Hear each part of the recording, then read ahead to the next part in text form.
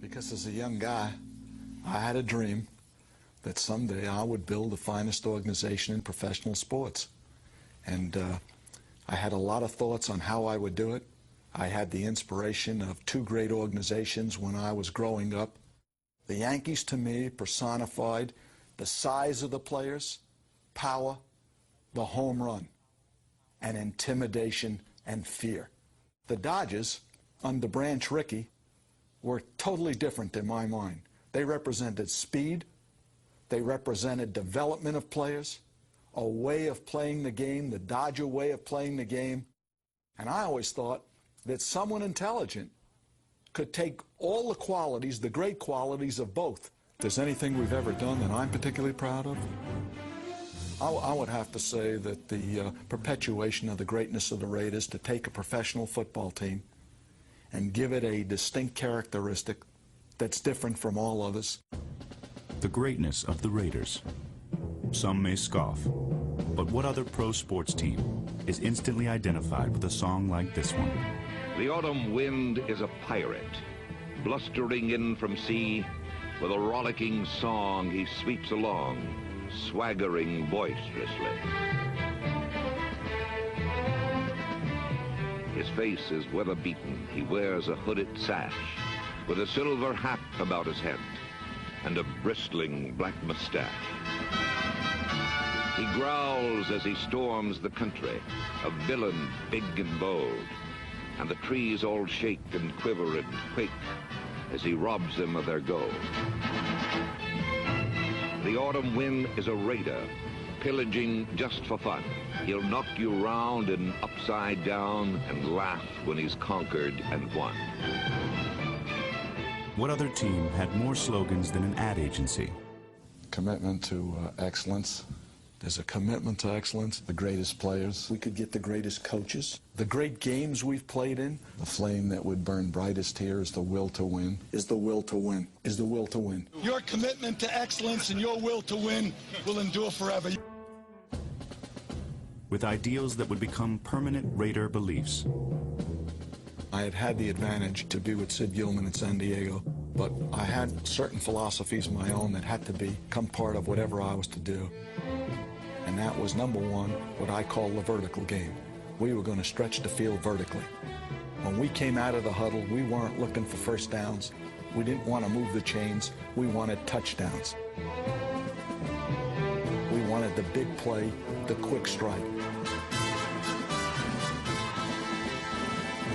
It's number one to say you want to do that. It's number two to say that you have the players to do it, but it's number three to do it. To do it on first down of any football game for that defense that you're playing against. For those cornerbacks who play out there on the corners, to know that the Raiders are coming at you. They're coming at you on top, and they've got the speed to do it, and they will do it. It's like having the bomb and being willing to drop it. The adage that goes around in professional football, and I hear everyone say it, take what they give you. That all sounds good to everybody, but I always went the other way. We're going to take what we want. Davis's combative nature and interest in military tactics also led to a full defensive makeover. Well, the defensive theory evolved early on in the 60s to, number one, pressure. Put pressure on the pocket.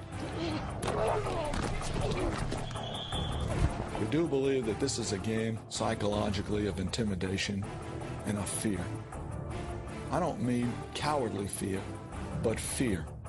And I think this, that somewhere within the first 5 to 10 plays of a game, the other team's quarterback must go down, and he must go down hard. That alone sets a tempo for a game.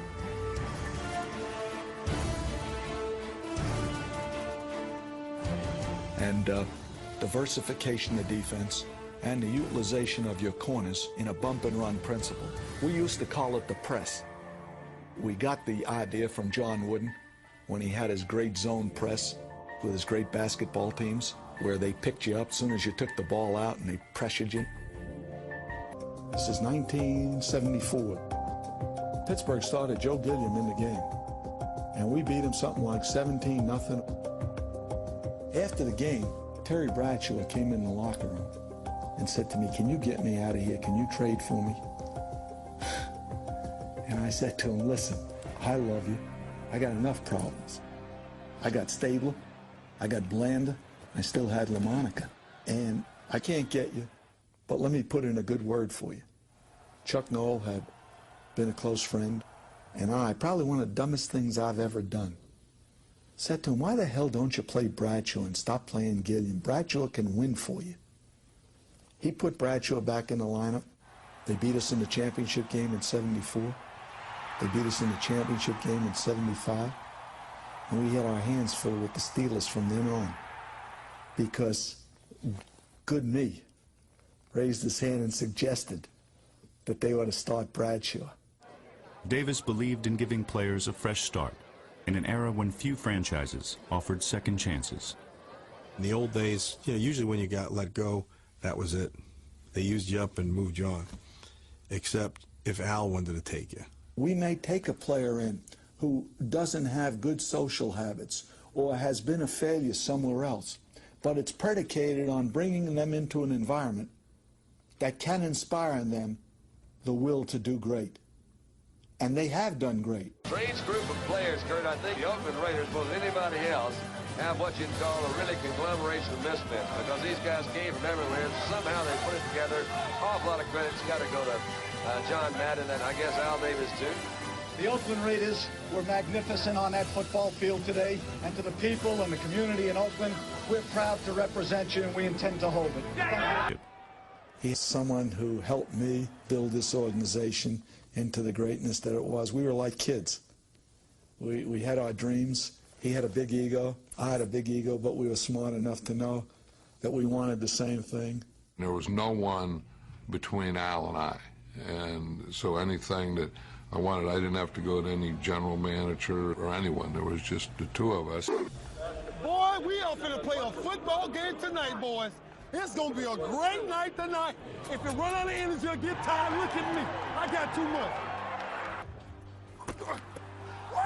Being a champion is not easy. Fire!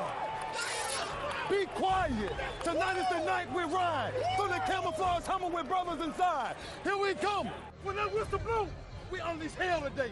When that whistle blows, we unleash hell. Yeah! Hey, it's a man's game tonight now. You know that. It's a man's game tonight. Here we come. Here we come.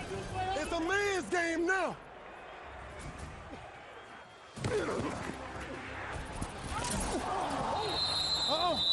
Don't get nervous because I'm here now. Don't get nervous because I'm here.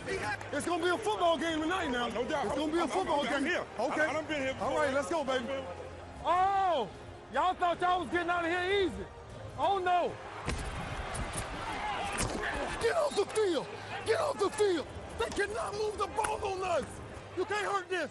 I'm a machine, jerk. You carry my job. Man, I love this kind of game. And you know what? Because defense stood up. That's who wins championship. You can't run from this. You can't run from this. They can't let them hide from me tonight. They got to see me. Let's see if they can run without nobody touching them. You know what I'm talking about? Let's become great. You know how we do our thing. Everybody watching tonight. So I tell you what, if you can't find energy tonight, you're in the wrong business. We control us. We run this. And anybody coming in our house, they get dealt with. I've got one question for you.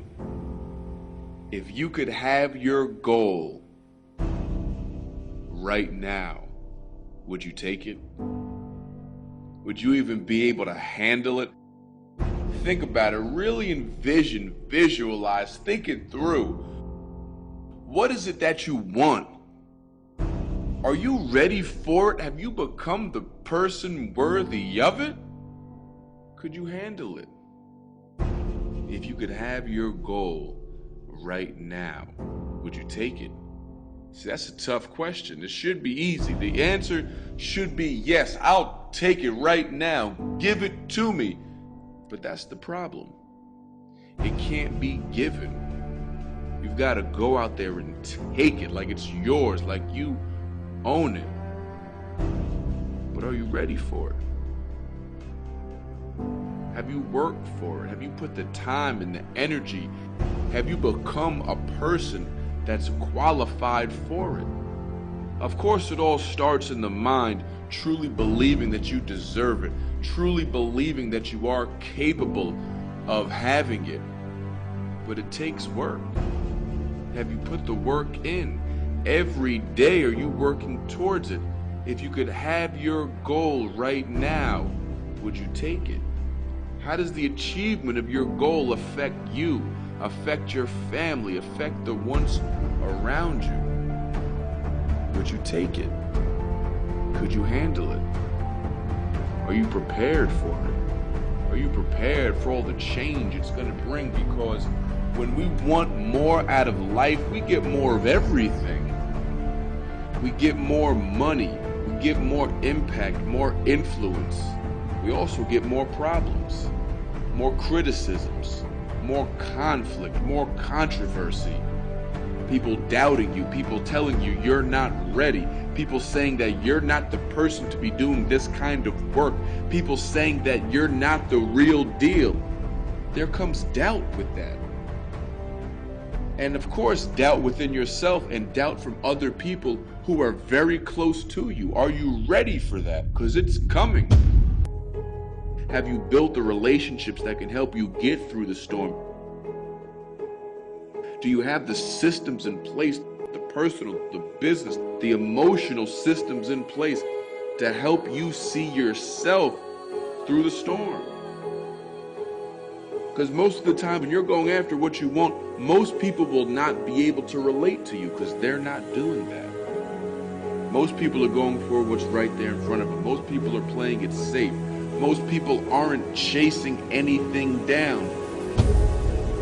But you are. You've decided to. You know that there's something more. You actually look forward to putting something in front of you because that keeps you driving forward. If you want something, nobody has the right to talk you out of it. If you want something, you go out and get it. My question is, are you the person who's ready for it? Because as a young guy, I had a dream that someday I would build the finest organization in professional sports. And I had a lot of thoughts on how I would do it. I had the inspiration of two great organizations when I was growing up. The Yankees, to me, personified the size of the players, power, the home run, and intimidation and fear. The Dodgers, under Branch Rickey, were totally different in my mind. They represented speed, they represented development of players, a way of playing the game